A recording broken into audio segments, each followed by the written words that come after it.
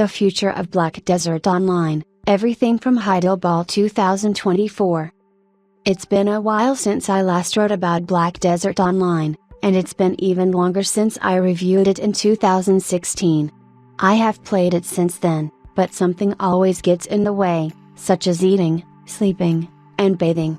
However, I recently attended Heidel 2024 as a guest of Prolibis and Nakat Kazanak, the inspiration of Heidel itself, and learned about what's coming. They're not slowing down. With good reason, when you look at the facts. Way back in 2020, the announcement of Crimson Desert saw a 400% increase in share price. One could argue causation versus correlation, but investors haven't been as bullish since then. However, with the proposed release of Crimson Desert next year, a recent uptick in revenue for Black Desert Online, and the hopes that these will work together to drive renewed interest, you can understand why they're pushing hard. The entire Heidel Ball stream can be viewed below, but I'll summarize it for those who want the high notes. Let's start with the technical first. A PlayStation 5 version of Black Desert Online is coming. Let's not beat around the bush about Black Desert Online's inability to take advantage of the PS5 fully. Following the alpha on Ball last winter, a version coming wasn't a secret, but Prolibis revealed some more concrete information. No concrete date has been given as to its launch, but what was said is that it will feature improved graphics, ranging from enhanced effects and textures to an increased draw distance, a better frame rate, improved loading times, and more. There will be a test before the end of this year. Hardcore servers, for the PvP lovers. One would honestly think PvP should appeal to me. I like skill-based games, and I hate all of you humans. Every single one of you. Especially you. Still, I'm not a fan of player versus player combat, not in MRPG anyway. I'm very much a play a story and explore a world, in my own way and pace, kind of guy. Some asshole chasing me across a field before catching me and then shoving their dagger up my sphincter does not a good experience make. I'm saying this partly because Black Desert Online brings something genuinely interesting with hardcore servers. Please make no mistake, these are for those who want a PvP experience.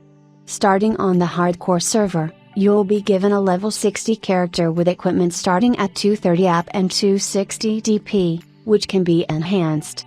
PvP is always on. You can't chat, you can't form parties, and when you die, you're sent to jail. You get out of jail by gaining rest points or by fighting others in jail.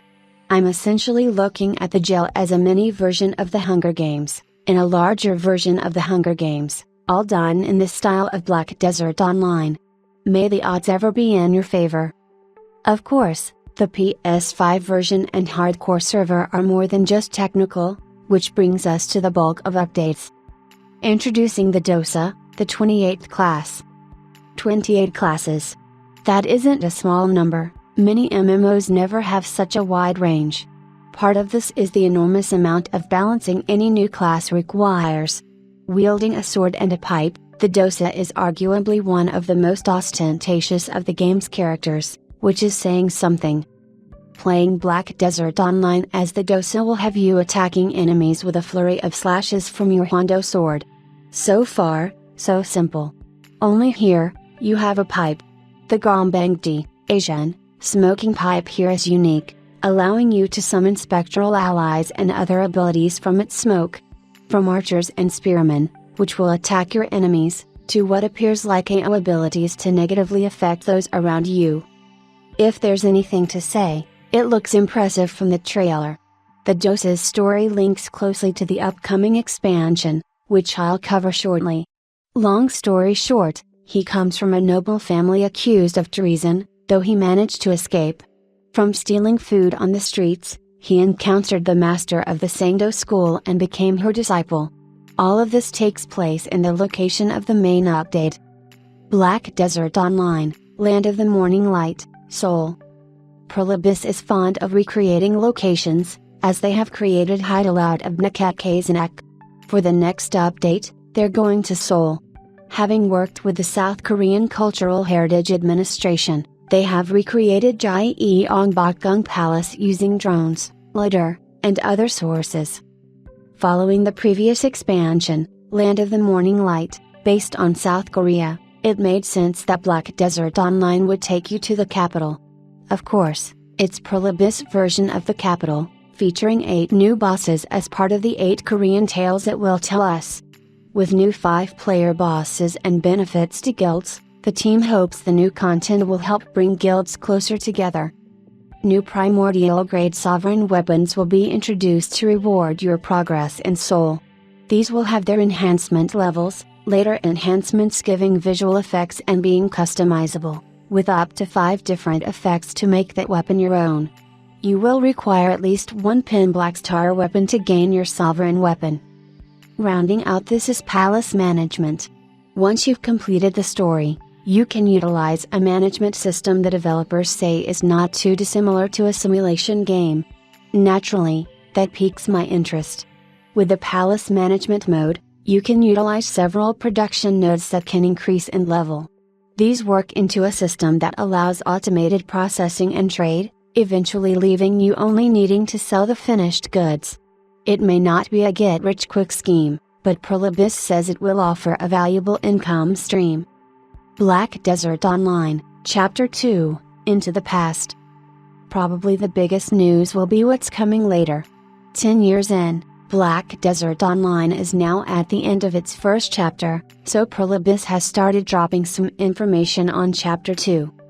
The first things to come will be a trip to Everfrost and then to the Demon Land. Following on from the Mountain of Eternal Winter expansion and quest line, you'll venture to the Everfrost Mountains and find a massive dungeon with 100 floors to fight through, each with increasing difficulty. Pearl Abyss promises that this, in particular, will promise a lot for those interested in the lore. Then there is the Demon Land, which have been told is designed to be one huge fortress. This will mark the end of Chapter 1, and it's said that it will push you and your characters to the limit. Following this trip to the Demon Land will bring Black Desert Online's biggest update as it moves to Chapter 2. It's a trip into the past. With the same world, but different, you will take a trip thousands of years into the past. What desert now used to be lush. The world you know is different, and part of this exploration into the past will be to see where the Black Spirit originated from, and you may even get to change the future. Little more has been revealed regarding Chapter 2. But for those interested in the world and lore, it's likely an exciting trip.